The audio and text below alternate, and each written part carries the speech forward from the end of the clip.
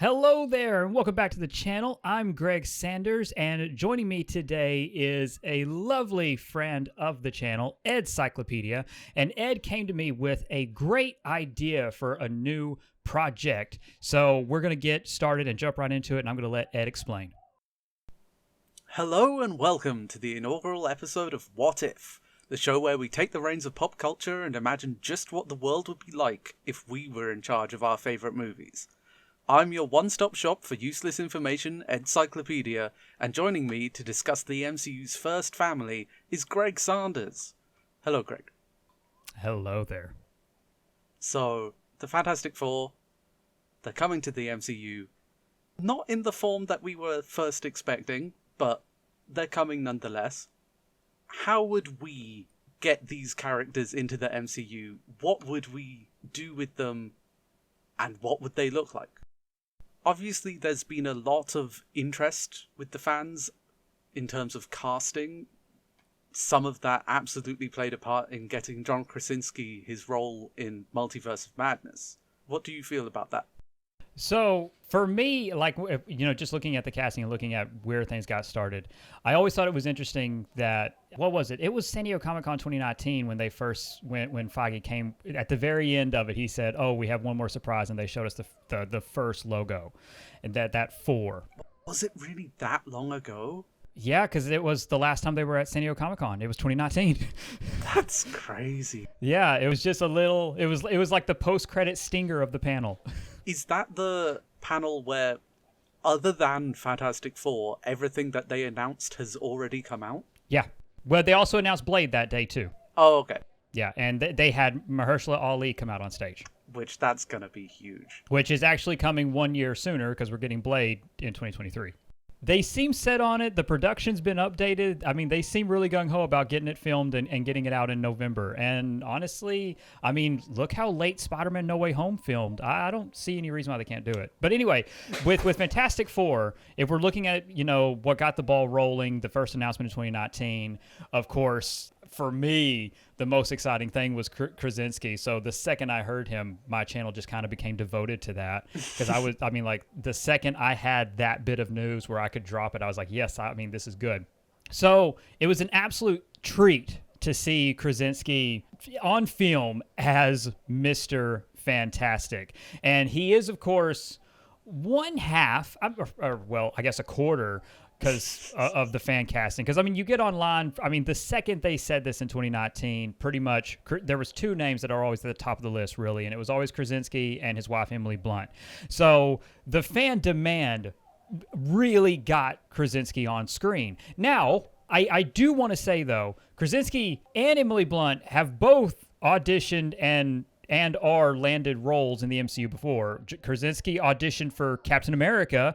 Emily Blunt was going to be Black Widow until a scheduling conflict. Absolutely. So, they are kind of in the peripheral of it, but I think Krasinski was the one where, at least in terms of Multiverse of Madness, that they looked at and said, hey, we're doing the Illuminati. He fits in this story.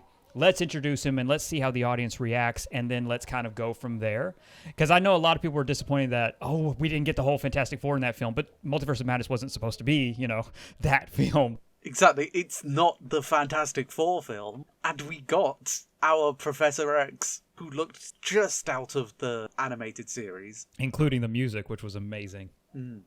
So, kind of fast forward to where we are now. We know that due to COVID and due to everything that's gone on in the world, the actors all filmed separately. So Krasinski never interacted with anybody, and he was wearing one of the skin-tight motion capture suits because his costume wasn't real, because it was all added and changed last minute. The one thing that I always thought was interesting in terms of seeing him in Multiverse of Madness is that they used the 4 logo that was the 4 logo from 2019. Like when they revealed the title card for Fantastic Four, they used the same 4. So I thought that was an interesting touch. It's a very interesting touch. It's like, why did you choose to do it quite that way? It's like the decision that they made to have the Professor X look like the animated series when we know that they're working on X-Men 97 right now, and especially with most recently using music from the animated series in Ms. Marvel. there is a reason behind the decisions that they're choosing with showing us these multiverse variants, and I'm very interested to see where it goes. I don't believe it was an empty gesture. If you look at the makeup of the Illuminati and Multiverse of Madness, everyone there is reprising their role as someone, except for Mr. Fantastic. They did not go back into the well for any nostalgia. They didn't get Ian. They didn't get Miles Teller. That was a deliberate decision. They didn't go for nostalgia with them. They chose a massive fan campaign to the point where even in Marvel Comics, one of the artists drew Mr. Fantastic for one panel to look like John Krasinski. I mean, it was pushed so hard that for me, this, and then giving him the logo from the MCU's Fantastic Four, it kind of sets the stage of Feige and Marvel going, are people going to respond to this? Will John Krasinski want to work with us? Let's all get our feet wet and let's kind of see what happens. And from what we've heard, the audience loved seeing him. Krasinski loved doing it. And now it's just a matter of getting him to sign on for the future, which I think is the most exciting prospect in terms of how the fans made this happen. Exactly. Like, fan input is such an interesting thing. Like, especially think back to Iron Man 2. That scene right near the end with the little boy with the Iron Man helmet, and Iron Man turns up behind him, shoots all of the robots, and the kid thinks that he did it with his glove, and then they retconned that based on fan demand and said, oh no, that was Peter Parker. I will say, like, it'll be interesting to see if freshman year, because that's one of the only opportunities to kind of touch on that, if freshman year acknowledges that as continuity. I would hope so. But I didn't love that they went so seemingly full in on, like, just taking this thing that fans had been going on about. Because it wasn't that fans were saying, oh, we want this to be canon. It's just fans were talking about it, and then some important people at Marvel were like, oh no, this fits, it's canon now. Again, it's just a level of fandom. I've always I can give or take that. I even did a video fan casting the Fantastic Four, and I had Krasinski as Mr. Fantastic, and I'm like, that to me was such a big deal. I'm still upset with the theatrical version of his fate, because we know that wasn't his fate in the original treatment. But so many things about that film were different in the original treatment. Oh yeah, they changed and cut and changed so much. But I did love it. At least set the stage where he mentioned his wife and he mentioned his children, and we know how powerful Franklin is. So yeah. I think he brought his dad back. Okay, he could. Because he did in the comics. I mean, he absolutely could. And that could be something. Is that... Okay. Because for me, like, all this is kind of... Because I can't help it but think forward. Like, no matter what, I think we're going to get the Council of Reeds one day. Oh, I hope so. I think that will be so impactful. I know it's become such a thing in pop culture that it's kind of been lampooned more than it's actually been shown in pop culture, which is kind of interesting. But I think it will be a kind of jumping the shark moment for Marvel, where it will really show we are willing to go this far. That's interesting. I know it's been used a lot, and I know that, like, in terms of the multiverse and Kangs and everything that's coming, I know we're really just getting started on how weird and trippy it could be. But I feel like as you get closer to Secret Wars, I mean, like, one of the biggest payoffs, you got to have that Council of Reeds, and you either have a bunch of random Reeds or you take the opportunity to bring back Ian and Miles. This is the thing. I feel like if they try and do Council of Reeds during Secret Wars, fine. If they do it afterwards, also fine. Before Secret Wars, I feel like there's just not enough room. Oh no, yeah, that's what I mean. Like there's no room for it beforehand. That needs to be that's got to be in something else. Plus, absolutely bring in the Maker. The Maker, for me, just such a cool character. I would love to see him being able to, like, play those two roles. One of the ideas I always had was because I just think the universe he comes from kind of fits it, I would have Miles Teller's Mr. Fantastic be the Maker. While his universe may have been like it, I don't feel like his portrayal of that character would have become like that at all. I prefer the Maker to be able to literally go in and people assume that he is their Reed. So you want it to be more of like what we got with Strange and Multiverse of Madness, where it's going to be the same actor. Yes, not necessarily. I wouldn't necessarily say it's like Strange in Multiverse of Madness with the I love you in every universe, and also for some reason I look the same in most universes, except for the ones where I'm a fish, which is just absolutely not something they're trying to stick with. I don't understand Marvel right now with regards to that. Like, half of it is going, we can look completely different in different universes, and the other half is going, no, we have to look exactly the same, which I understand. When you're talking about the multiverse, even though both are infinite, there is an equal number of universes where everyone looks the same and everyone looks completely different, because that's just how the nature of infinity works. Yeah, that's always the thing about when you get into multiverse stuff and issues like that, because they didn't want anybody else taking away from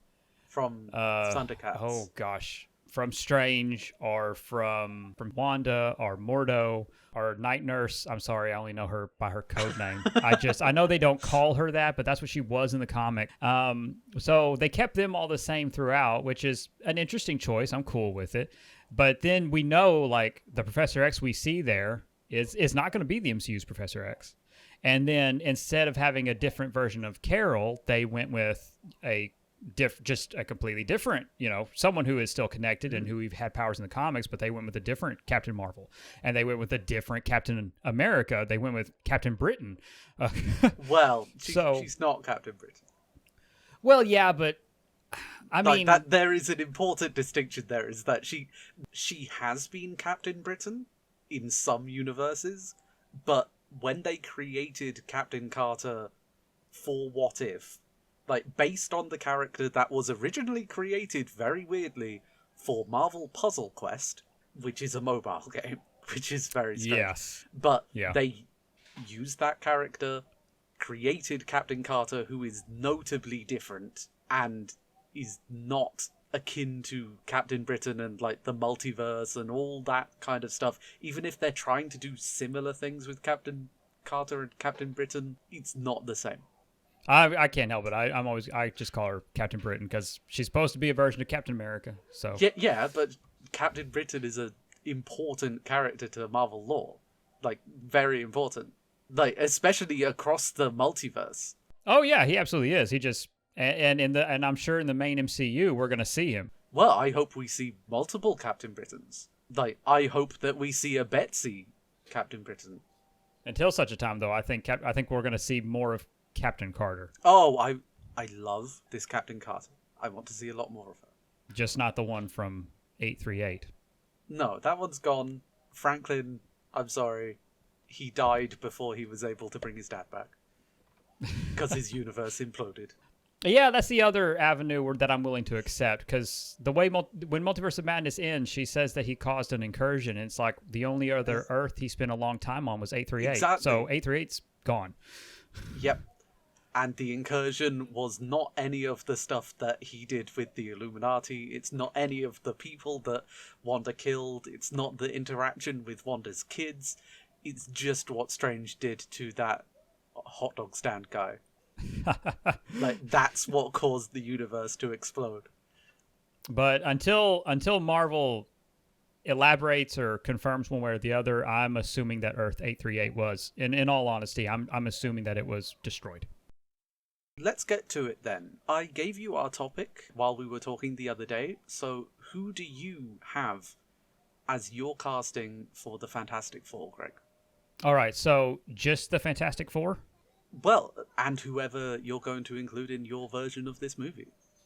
All right, so for me, the obvious one is I've been doing this for years now. I'm not changing him until Marvel comes out and says it's not going to be it. So for Mr. Fantastic, I have cast John Krasinski.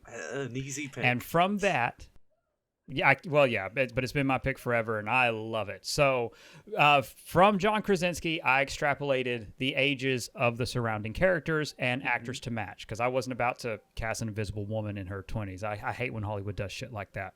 Yeah. So I went with a very, very carefully calculated, in my opinion, casting decision for all of these people. For the Invisible Woman, I did not go with Emily Blunt. I know she is a beloved choice. She's not my choice, though. I think she would be better served elsewhere in the MCU. So for me, I went with, again, matching the age, I went with Bryce Dallas Howard as Invisible Woman. Oh, yep. I have seen that around. I know, and I feel so good that I feel so good when casting goes around, because I'm like, oh, hey, I had that same idea. Because again, fans can make shit happen when a lot, so I feel good about it. And then for Human Torch, I went with Joseph Quinn. Oh, okay. That's an interesting pick. And then for The Thing, I went with Jason Segel. Oh, okay. And then obviously, for my film idea, there would be a Franklin and Valerie. I would go for complete unknowns for those, so I don't have an outright name. I would ideally cast a couple of kids that were around 10, 11 years old, something like that, but I would have both of them in this film as well. And then for the villain, I would cast John David Washington as Psycho Man. Ooh. And then I would have Dan Stevens as Dr. Doom. See, Dan Stevens as Dr. Doom is such a good pick. I'm happy that he was picked to be Doom before the Fox universe died. Mm-hmm.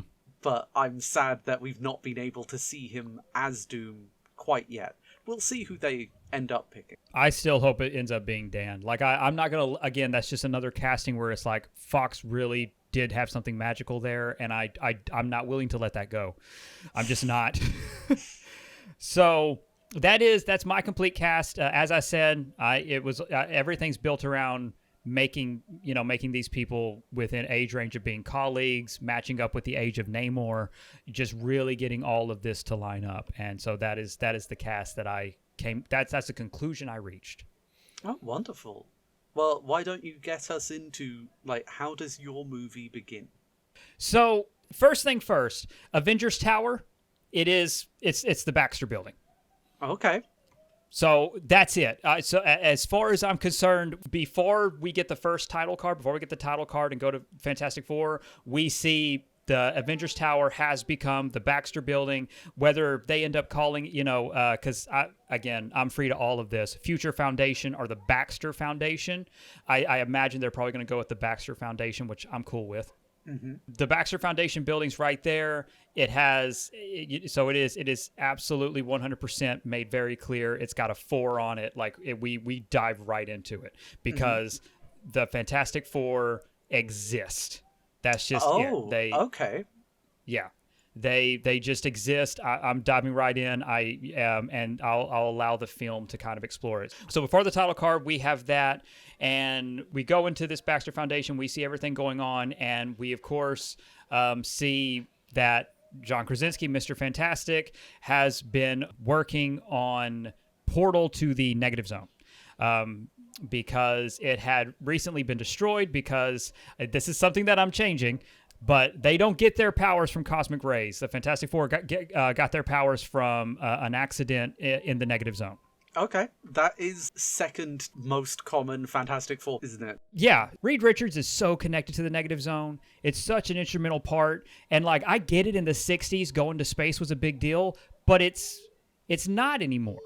Mm-hmm. It's not that exciting or that thrilling and getting blasted by cosmic rays. So I would rather tie their origins into Marvel lore and tie it into the Negative Zone. So Freak Accident has given these 4 individuals powers. They've kind of just been at it, so to speak. They've been off the radar, just like Wakanda, just like Eternals. They've just been off the radar. They've just been scientists. They really haven't done the major superheroing yet. But with a big giant 4 on the tower. Well, now, because now that's been built. They didn't have it before. Okay. Now they're coming into it, and so that's sort of the next step of them. So we get to see a thing of maybe construction work still ongoing on the 4, and we see it, or it is mentioned as they're coming through that construction's just finished. Yeah, well, honestly, in my mind, what I think would be the better angle, at least in terms of a thematic element, to be able to end and begin on something. The beginning of the film, I would like it to be under construction. The 4 isn't finished yet. Okay. because I would want it to be done at the end of the film. Yep. Thematically, that works well. And again, one of the running gags, and this might be juvenile, and I know some people do not like juvenile humor, but one of the running gags throughout this film, and one of the problems with construction, is Reed keeps blowing shit up. And so at several points throughout the film, whether in Johnny as well, something happens and a part of the floor just fucking falls off. So it's just a little gag throughout, between the kids and between all of it, because again, this all for my film is very much so centered around the family unit. And but at the end of the film, it's finally finished when everyone is reunited, because through the accident at the opening of this film, before the title card gets going, there is another accident with the negative zone. Reed's knocked out. Someone comes through the gate, and they take Franklin and Valerie. Okay. Reed wakes up because of Susan coming in. Susan's wondering what's happened. She's asking about the kids. They're gone. We get title card. Okay. So once we get the title card out of the way, we get the rest of the film. We're introduced to the Fantastic Four. We're introduced to the Thing. There's expositional dialogue that kind of establishes the accident with the negative zone because of this explosion that just happened. Of course, that they're talking about looking over footage, so it's a way to easy connect. Like, remember, last time this happened, this happened to us. So it's kind of established through that. Okay. Eventually, Reed's able to get it working. They get access to the negative zone, and they go in search of their children. So the Fantastic Four are united, and they go in search of their children. Venturing into the negative zone, they will eventually discover a city. And this city is, of course, led by Psycho Man, and we are introduced to John David Washington. Psycho Man in the comics is a character that is tied to the microverse, which is the quantum realm in the MCU. Mm-hmm. I'm basically just lifting all of that from the quantum verse, and I'm putting it in the negative zone. Pretty much. I mean, that's just because I feel like Ant-Man has the quantum realm covered. I feel like it's going to dive into that more than enough. Quantum Mania is introducing one of the big microverse kingdoms, and so I'm just like, been there, done that. Let's take Psycho Man and all of this, and let's put it in the negative zone, and let's establish that. Psycho Man, of course, sends individuals after them. They fight. And, so we got that little introduction to display their powers, their intelligence, and their ability to work as a family unit. Mm-hmm. And they come into contact with Psycho Man. Psycho Man reveals that, he's one of the rulers of the negative zone, and that his daughter has been taken. So he has lost his daughter, which is he has a daughter in the comics, and I thought that was an interesting touch. But his daughter has been taken, and he's trying to discern what happened, mm-hmm. and he's very angry, and he is threatening their world, and he wants his daughter. That's his whole thing. He wants his daughter, and he has been observing and watching the Richards, if you will, ever since their incident. And he knows of their children. He knows of the powers that their children have. And he wants to use that to find what happened to his daughter. Okay. That kind of starts off this tumultuous relationship between them as they kind of agree to work together, because Reed understands what that's like. But Reed's like, you have to give me my kids. You give me my kids, we'll find a way to make this work. We can help each other, and we can figure out what's going on. Psycho Man does eventually agree to that. The kids are released. And so they all return to the to Earth, to 616. So Reed is trying to figure out exactly what happened to his daughter, and who would have taken her, and for what purpose. Reed is a scientist, and as the scientist family, of course, Reed tries to reason intellectually with Psycho Man, and he tries to find a common ground with him. He tries to find a way to get him to see, like, listen, you have to trust us. You have to trust our world. Psycho Man, of course, though, is incredibly suspicious and very, very defensive. As they're working and as they're trying to figure out what's going on, the Baxter Foundation is attacked, and it is attacked by a series. I'm going to call them what they would be, but they're not going to know off the bat, because they're attacked by Doombots. Yes. I figured that's what. Now, these Doom bots, being that this is the MCU, what do they look like? So that for me has been like the biggest debate. Like, I feel like it would be too heavy-handed to have them look like Doom. I don't want them to look like Doom because I want the audience to kind of have that little bit of like, oh, are these Doom bots? Because they're not going to know whether or not they are until the end of the film. Mm-hmm. So I want there to be a question of what the hell is going on here? What are these things that are attacking? So I want that to kind of linger. For me, I would like them to be, I don't know, I would go a little toward, not exactly Ultron, but just like I'd like that them being gold. I don't know. For me, that just visually, I think that'd be interesting because I'd want them to be separate from all the silver robots we've seen. Yep. So I would like them to be gold, but I don't want them to have like Doom's iconic mask shape. Like that needs to be reserved for Doom. They need to be a little bit more distinct than that. Okay. The Baxter Foundation is attacked. Parts of the logo fall off again. There is a fight over New York. Then they're led out into the streets of New York. Psycho Man is nearly killed. So they get this crazy aerial battle. It's in the middle of the day because I prefer the bright daylight. I like to see this. Like, so there's no hiding it. The Fantastic Four are 100% introduced to the world at this moment. Like they're seen. They're seen because of what happens at the tower. After all this kind of fighting and Psycho Man being severely wounded, Reed is incredibly concerned. And there's now a suspicion of, what happened with this. Psycho Man is more suspicious. He's blaming them. Reed tries to reason with him and say, listen, we can still help you. We can find your daughter and we can do this together. Psycho Man rejects them, and he uses one of his, he has like a boom tube. He has a gate that he can access, and he vanishes. He leaves them, saying that he'll do this himself or some variation thereof. Sounds a little Thanos-y. But he basically says that he'll do this himself, and Reed and them are kind of left in the rubble with these bots and trying to figure out what the hell is this, what has happened. Reed starts investigating, trying to figure out what these bots were doing, what happened with them. Psycho Man has ventured back into the negative zone. And this is where we are finally introduced to the concept of the rage and the hate that he is experiencing. He feels as though others will experience it as well. And he returns and spreads the hate plague. Okay. Yeah.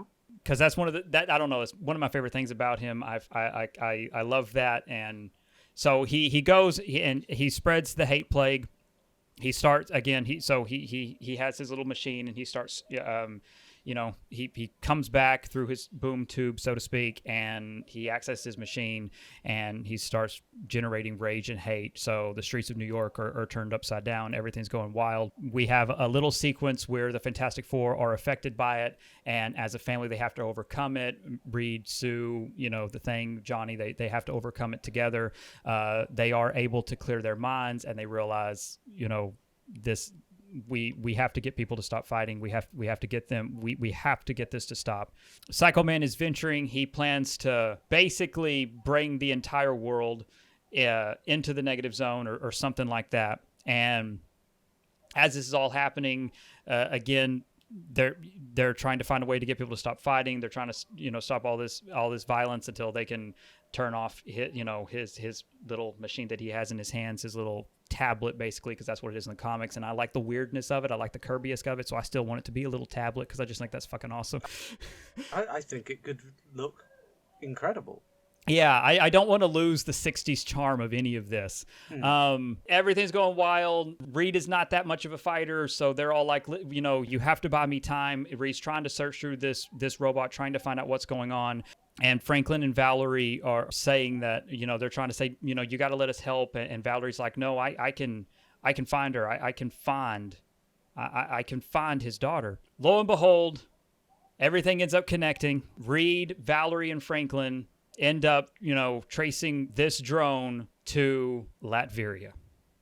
And Reed recognizes the name, recognizes Latveria immediately. He doesn't say anything. And Valerie and Franklin are kind of interested, and they're like, Dad, what's in Latveria? And he says something far worse. So they track all of this, and it's not Doom. It's not Doom, because again, I want to do one little fake out. It is Lucia von Bartis. She has a little girl. Mm-hmm. Reed is incredibly confused. Nope, he doesn't understand what's going on. He doesn't understand what brought all of this over. So they have a fight with her and her.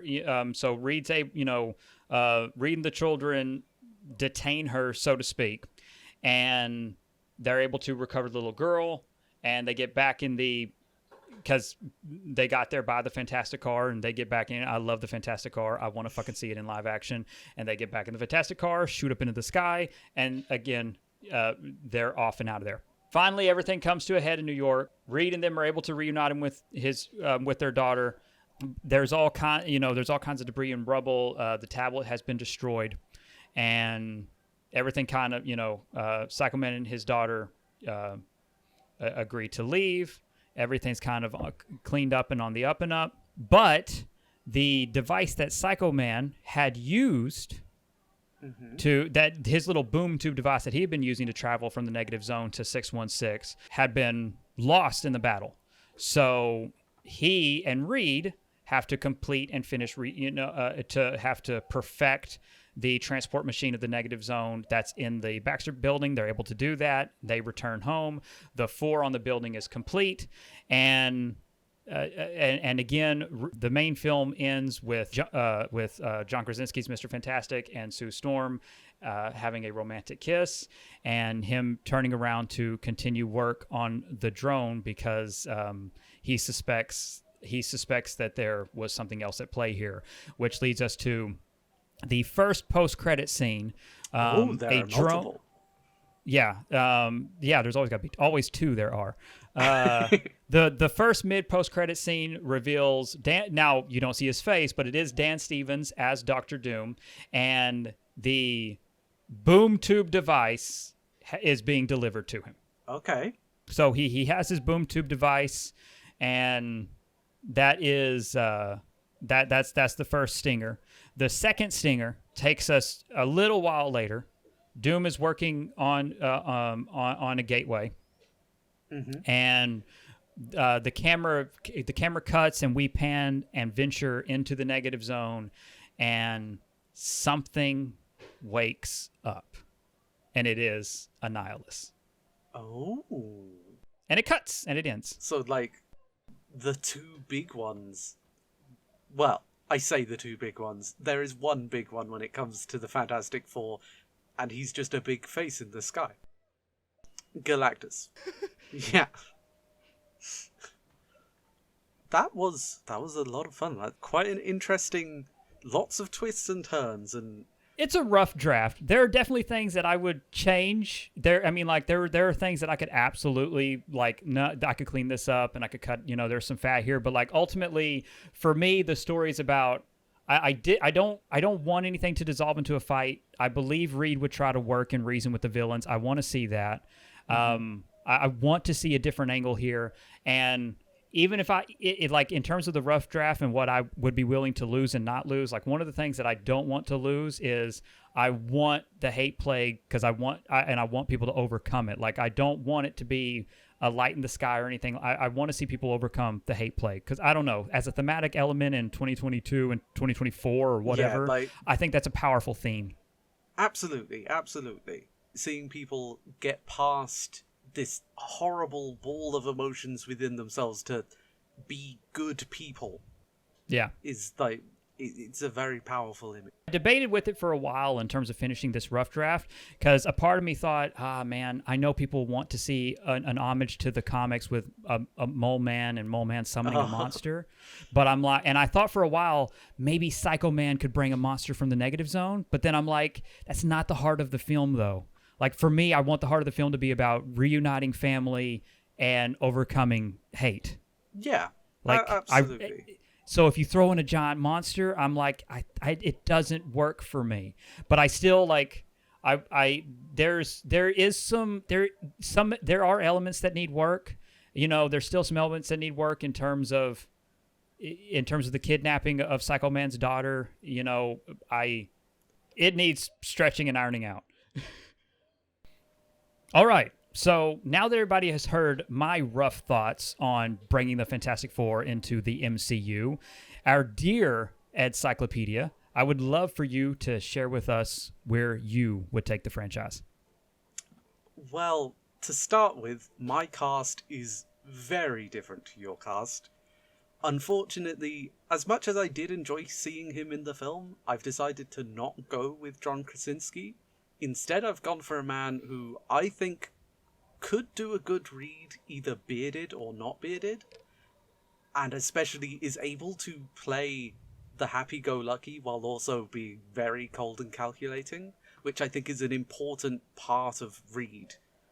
And that is Penn Badgley, who I know mostly from the Netflix show You, but is also well known for being, I believe... Oh yeah, he was in Gossip Girl. And then, alongside him, as my Sue Storm, an absolute powerhouse of an actress, Samara Weaving, who I think, especially in the picture, she looks like she could be an amazing Sue. And I know she has a strength of character in every role that she plays, so she could really pull something interesting with Sue, because my Sue Storm is not just the woman off to the side. She is, for me, the leader of the Fantastic Four. Like, she is the one who is in command, while Reed gets to be the lead scientist. It gives her just a little bit more to do, especially considering quite often she just has to play the mother role to basically 5 people. My pick for Human Torch is, just like yours, a Stranger Things alumnus, Joe Keery. Like, he's able to play a jock, he's able to play absolute craziness. I just think he could be a really funny, witty Johnny Storm. And then alongside him, because you need to match that level of comedy, I've gone with Jake Johnson for The Thing. Okay. I recognize the first name immediately because I know Gossip Girl, and then, of course, Joe Keery. The other two, I have never seen them in anything. But Samara Weaving she's just so good. There's a movie that I think you would really, really like called Ready or Not, which she is the star of. She was the titular The Babysitter in The Babysitter, which was about Satanists. Oh, okay. Yeah, I don't know that. It's like teenage boy who, like, his parents get him a babysitter who brings along her friends, and, like, she's just this hot babysitter, but then it turns out that her and her friends are Satanists, and they intend to do some murders for eternal youth. Oh, okay. See, when I heard babysitter, I thought, oh, okay, that's got to be a fun, dirty movie. I mean, she's sexy. And then Ready or Not she's is also totally the name of my sex tape. She is the daughter of Hugo Weaving. Is she really? Yeah. Holy shit. So, like, she is also absolutely, like, her career is doing very well right now.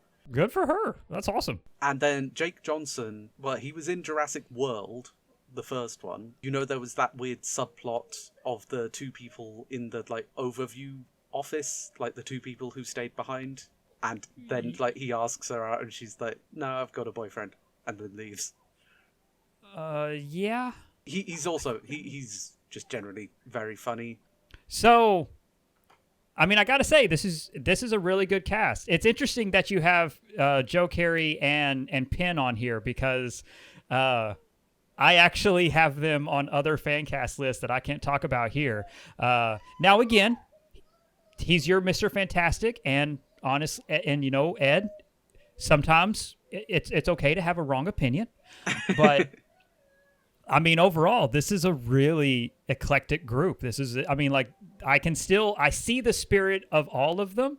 It's interesting. Hopefully one day we get to talk about it, but I have Penn and Joe Keery. They're already somebody else in the MCU for me. I saw somebody suggest Joe Keery for Johnny Storm, and I couldn't get it out of my head. And so I basically used him as the backbone to cast the rest of my Fantastic Four. Oh, I see. So you did the same thing as I did, but with a different character. Yeah. Whereas I built everything around Krasinski's age, you built everything around Joe Keery. I do think it's interesting, though, that both of our Human Torches were from Stranger Things. Yes. Yes. That shows a goldmine of casting. Oh, like the rest of that Stranger Things cast, they're gonna pop up. They're gonna do it. They're gonna pop up for me too. So, all right. So now that we have this laid out, I'm really excited to see, because obviously your take is already going to be a little bit of a different direction, and you made no mention of Franklin and Valerie either. So yep, they do not exist in my idea. Is it fair to say, like, or is this a part of, because what I'm about to ask, like, and I know you're going to tell us your film, but before we get started, are your Reed and Susan married yet? I think yes. Okay, yeah, so, but that's not yes. like a, so then take us into your Fantastic Four film. Okay. Our film begins with a school bus full of children making their way to a big science expo. When they get there, like, we follow a group of kids, they're running around, you're hearing some interesting stuff about science. There's some people there, like, the kids are supposed to be all grouping up so that they can listen to a talk by some person. We don't get to quite hear who it is going to speak. At that point, it gets cut off because one of the children, he runs off in the other direction. He goes around, looks around at all of the interesting little exhibits, and then accidentally bumps into someone. When he bumps into that person, he almost backs into something and knocks it over. But the person is able to grab it, hold it in place, and there's a nice little heart-to-heart where, like, the camera pans up, we see that this is our Reed Richards. And he asks, aren't you supposed to be with the group? And, like, explains that he always used to do this as well when he was a kid. He would always prefer to go exploring and finding new things rather than listening to whatever the teacher was saying, because he'd already learned all that stuff. He already had that in his mind. The kid talks about how he's having to listen to this stupid speech by some stupid scientist, and Reed leads him back to the group. We see in the background at some point our Johnny Storm, who is there with Wyatt Wingfoot. That's the name, right? Oh, yeah, it is. Okay. Just in the background of this shot, like, we get to see our different members of the Fantastic Four, though at this point they are not the Fantastic Four. Just as Reed is leading this child along, they're having this conversation, the child is belly aching, like, we see Johnny in the back with Wyatt Wingfoot, who is not going to be an important character to this film, but I think it's important that he exists in the canon. Reed leads the kid on. We see our Ben Grimm, takes him to the talk, and it's revealed that he is Reed Richards, Man of the Hour, who is part of a team that is going to be the first human exploration into deep space. They are heading off, first human manned mission. They're going out into deep space. We're introduced and explained who these people are, that the mission is going to be led by Susan Storm, and like, someone says, is it Richards now? Because it's brought up that they've just recently gotten married. They have this nice thing, and then we cut from that quite quickly to them getting into the shuttle. They're gonna head off. They're going out into deep space. The shuttle sets off, but as it's going up into the sky, it's flying through the air. It gets up out into space, continues forwards. You hear a voice over the intercom, a robotic voice, which I would like to be Herbie kind of voice. Oh, like, nice this is touch. an AI Herbie. Then we see on Earth the snap happen, because they've, like, and it sets a nice, this happened pre-snap. They didn't know that the snap happened, nothing happened to them. Then immediately cut to 2 years later. 2 years later, we get something of an homage to Alien, where they're waking up from their cryopods, like, they've got their signal, they have reached their destination, which turns out to be they're not just there on a manned mission to explore deep space. They're on a mission for Sword. They've found this distress beacon and are have been heading out to go find what is going on. We get some nice interaction between our characters. They then look out, see that their distress beacon is coming from an alien craft, which Reed notes as being, or maybe Johnny, because Johnny's the more engineering mind, as much as Reed is very knowledgeable. I would have one of them recognize it as being a Kree spacecraft, because Sword, by this point, they have good knowledge of Kree stuff. Like, it's been a long time since Captain Marvel. They have to then use the ship. There's a problem. They have to get one of those tunnel things between the doors to the doors of the other ship. You know what I mean? Like one of those airlocked tunnels. It's supposed to be running on an automatic system. It doesn't quite work. They have to send out Johnny, who is attached just on a line, but in his spacesuit, has to go out into space and attach it to this other ship. He does so without much of a problem, but it's showing that they're having to solve problems that are coming up by using their ingenuity. They end up making their way onto this ship. It is almost completely pitch black on the ship. The only lights, they're now all in their spacesuits. The only lights are really coming from their torches on their shoulders. And they're making their way through this ship. It's all spooky. They find their way to what appears to be a control room. Now, Reed recognizes the language and thinks that he'll be able to figure out how the system works, and starts poking away at a computer system that is there, and ends up finding that the engines have turned off. So he finds a holographic map of exactly how to go through the ship to get to the engines, and Sue sends Johnny and Ben off to go and get the engines online. We get a nice little moment between Sue and Reed at that point. Little bit of romance. Johnny and Ben, they have to walk through the cafeteria to make it to the engine, and so we get the kind of jokes that Johnny always makes at Ben's expense, and I think it would work quite well. And something silly about how his spacesuit is a size too small or something. But they make their way to the engines, and we get a nice thing where they're on comms with each other. Reed is able to relay how to turn it on. Johnny turns it on, the lights come back on, and what they don't see, but we the audience see, is that there are figures who have been clearly up against the turned off engines. Clearly they must have been there at some point for warmth, and they start slowly moving. We move back to Reed and Sue. They have a little bit of an argument, but it's mostly fine, and then they hear something on the radio, and it's Johnny and Ben. They're now running from some shapes that are chasing them. They make their way to the cafeteria. They barricade themselves in.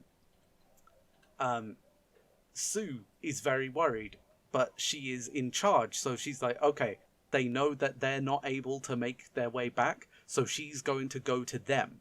Reed is convinced that he has a way that he'll be able to do something, locking doors and opening doors with the system, so that he'll be able to get them out of there more easily. He's convinced that he's right. Sue's I'd rather just go and actually look after them. So she heads off, leaving Reed alone. Johnny is trying to remain, while Ben is lifting up some of these benches to put against the door to keep these mysterious creatures out, which they look just weird, gross things, mutated and horrible. Johnny is backing away. He's actually a bit of a scaredy cat when it comes to actual danger being there in front of him, and he backs away into what turns out to be, because this is the cafeteria, what is kind of a walk-in freezer, which locks behind him. And so he's staring out, he's then banging away at the glass in front of him.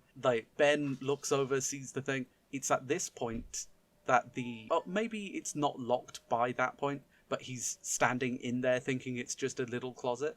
It's at this point that a big alert is going off on the computer system, and a big wave of energy flows through the ship. We see Johnny, who gets locked behind this door. We see Ben, who has been trying to barricade the door, have some of those barricades fall back on top of him. We hear, we see Sue, who has been walking through the corridors. She sees movement, hides in a little alcove as these creatures are, getting closer and closer.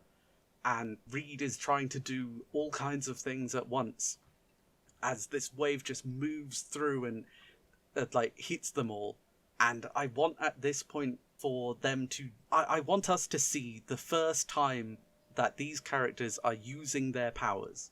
Sue is holding herself, she's holding her breath, pulling herself back into this alcove, hoping and hoping that these things, whatever they are, don't see her, and they don't see her.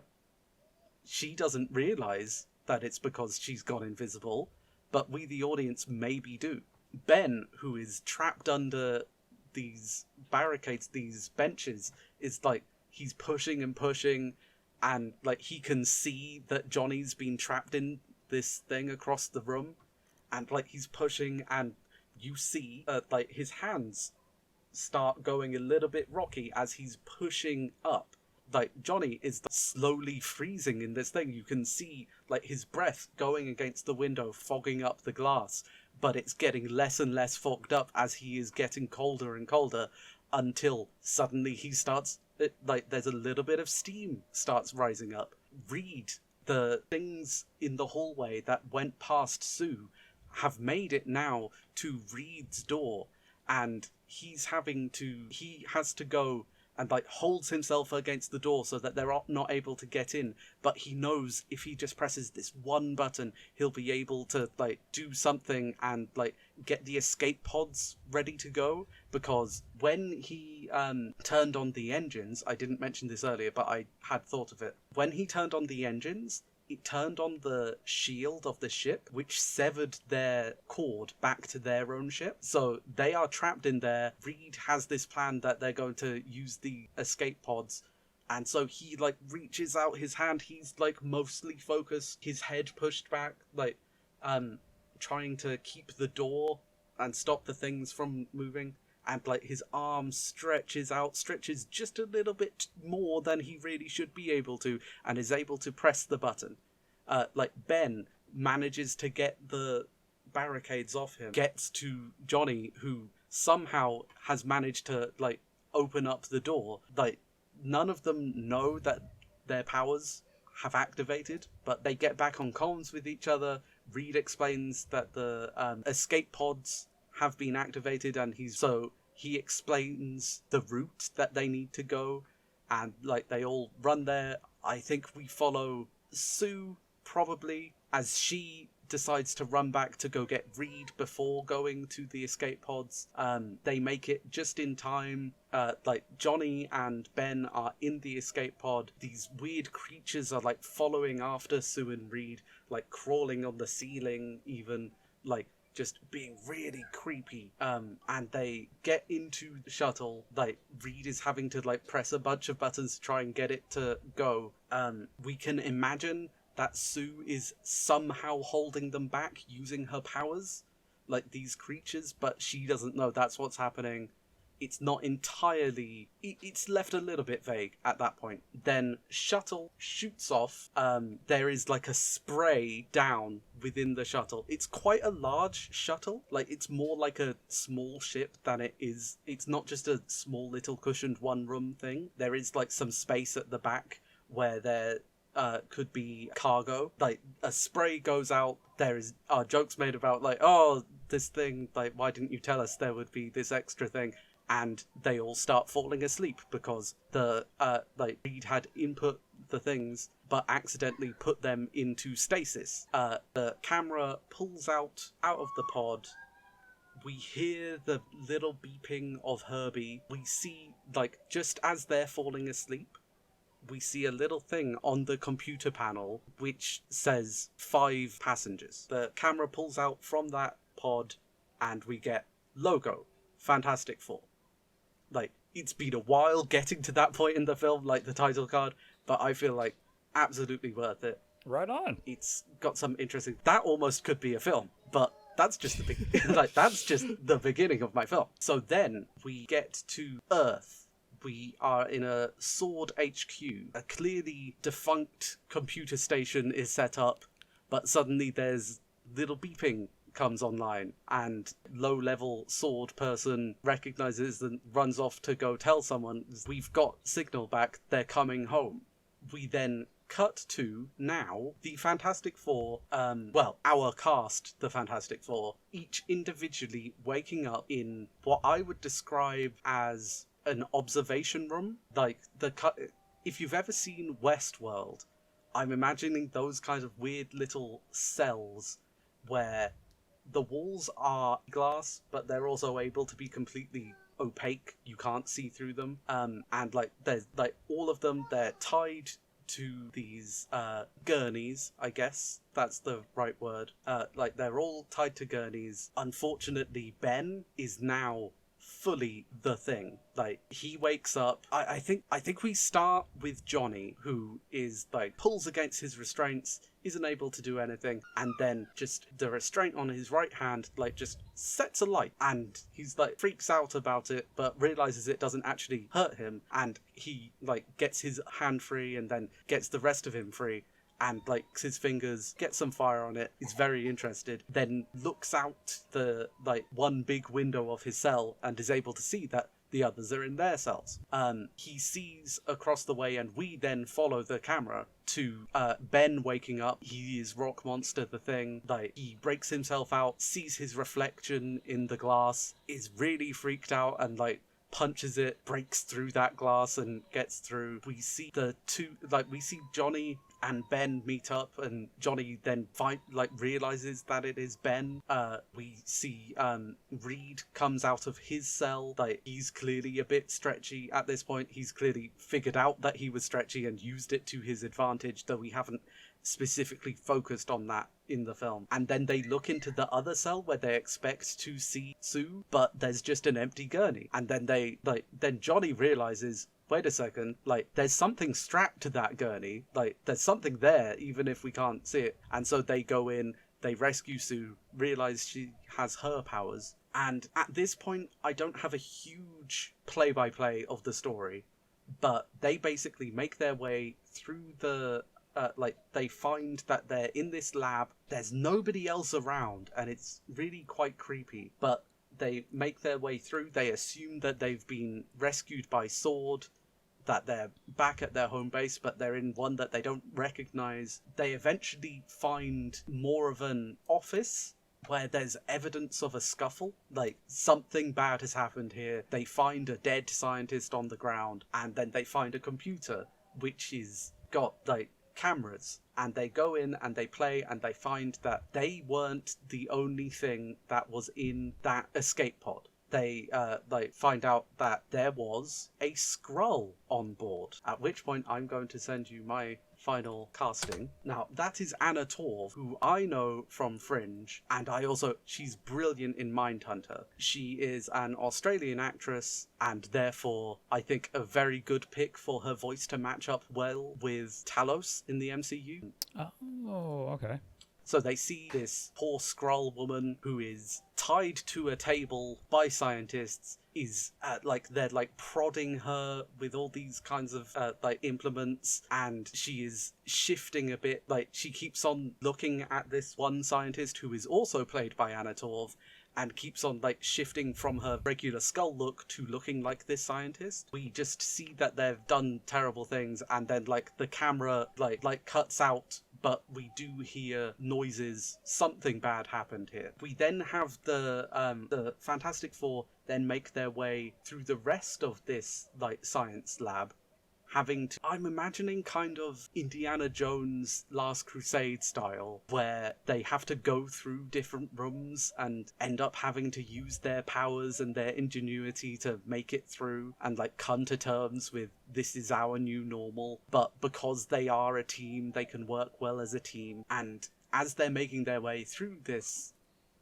we kind of get the idea that they're being watched or being followed. There'll be like an ongoing thing that both Ben and Johnny think that the other has been like prodding them in the shoulder, because like they're very annoying to each other. That's their whole deal. It's like they're constantly making these kinds of jokes. And so they make it to a kind of hangar where, because they're looking for a way out, they're looking for something, they find their ship. They also find underneath some of those big sheets something akin to one of the modules of the Fantastic Car.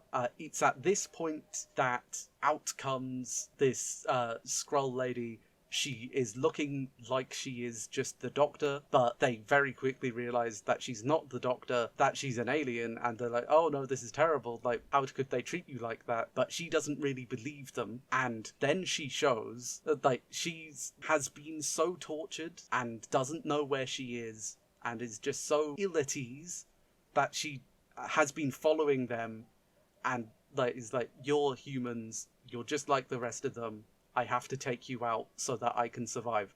And we see at this point that she is able to use each of the powers of the Fantastic Four because she is the Super Skrull. Oh, very good. And like, my idea being that all of those creatures that were on the ship were also Skrulls at one point, that they had been part of a group of Skrulls who had escaped from slavery by the Kree in a Kree ship, but their ship something bad had happened to it, and they got caught near this weird celestial anomaly which is emitting these cosmic rays, and just the constant barrage. The Fantastic Four were hit by one wave of the cosmic rays and it gave them all their powers, but these Skrulls were hit again and again and again and again, and that's what made them into these horrible monsters. Whereas we are shown that she, earlier than the rest of them, had run to the escape pod, couldn't get it working because there were no, like, that power wasn't online, but was able to hide in the back, and so she made her way to Earth with the Fantastic Four when they did their thing. They have a bit of a fight. It's a bit of a sad thing. I feel like she dies at the end of it. Probably their ship also explodes, but we find out later on that, like, Herbie isn't just within that ship. Herbie is a consciousness that Reed has access to and is able to, like, speak to him later on. I feel like maybe they end up having to sacrifice the ship, send it up into the sky and explode it with her in it, having to use their powers, having to, like, realize the limits of their own powers because they're having to fight against their own powers, and they end up winning the day, let's say. That's kind of where I want my movie to end, is that them having the thing exploding in the sky, them feeling a bit, we did well, but we could have done more, this shouldn't have happened. Film over. We get 2 post-credit scenes. One which reveals that something that's kind of hinted throughout the movie, that the science base that they were at, this is how I want to do it. The thing explodes in the sky, and then Sword arrive, because they haven't actually been in a Sword base, but have actually been in they don't know this at this point, but we find out in the post-credit scene that this was funded by Doctor Doom. And then, second post-credit scene, we have the celestial anomaly and the ship with all of the mutated Skrulls again. We then have zipping past Silver Surfer, who senses the pain of the things on board the ship and just explodes it, because that's his way of giving mercy at this point. Better this than, like, the pain of my master. What do you think? I think that would fit really nicely within the MCU as an introduction to these characters. That is very interesting. I think I think what's so fascinating here, and it's so similar to what Marvel Studios does when they bring in their team of writers, is this speaks to the longevity and the strength of these properties, because we sat down and we came up with 2 incredibly distinct interpretations of the Fantastic Four in the MCU. Mm-hmm. And the thing is that there are no wrong answers. I mean, there is so many avenues to approach this. And that's why collaboration and nailing stuff down and working with it is absolute key. And I think that this is the greatest example of kind of a sneak peek of what it's like to be in a writer's room. Absolutely. So, like, anybody who's listening to this, like, if you want to tell us whose idea did you like better, like, whose cast did you like better, and how would you do things differently? Because there's so many different ways that this could all go, and we'd love to hear it. And again, I just have to echo Ed, because what he's saying here is absolutely true. If you're interested in being a part of the conversation, then absolutely please, leave a comment. Let us know your approach to the Fantastic Four if you were in this writer's room. Who would you cast? What would be your plot of the movie? What would be your post-credit scenes? What is your... And because, again, we're talking about this one particular film, the first Fantastic Four film. We're not talking about sequels or trilogies yet, but just lay it out for us in the comments below. And I don't know, maybe in the future, depending on the reception, we can look back on this all one day and see who just got it closer. And that was our first episode of What If. I hope you enjoyed it as much as we did making it, and that this will be the first of many. You can find me on Twitter at EncyclopediaYT and on the Tower Discord, a link to which is in the description. Where can we find you, Greg? So the most obvious place to find me is, of course, on my YouTube channel. There should be a link to that in the description. You can also find me on Twitter at Greg D. Sanders, and you can check out my debut novel, 89 Instrument of Destruction, that's available on Amazon. And we have a Patreon that you can check us out on. We have 2 tiers available there, a $3 tier and a $5 tier. As my final words to everybody, as I always want to say, thank you all, so much for joining us on this journey. It's always thrilling. And of course, we're able to do this, and, we're able to take the time to do this because of, people being a part of this and our amazing community that we have. So thank you all so much. And again, above all else and most importantly, stay safe, take care of others, and have a legendary day.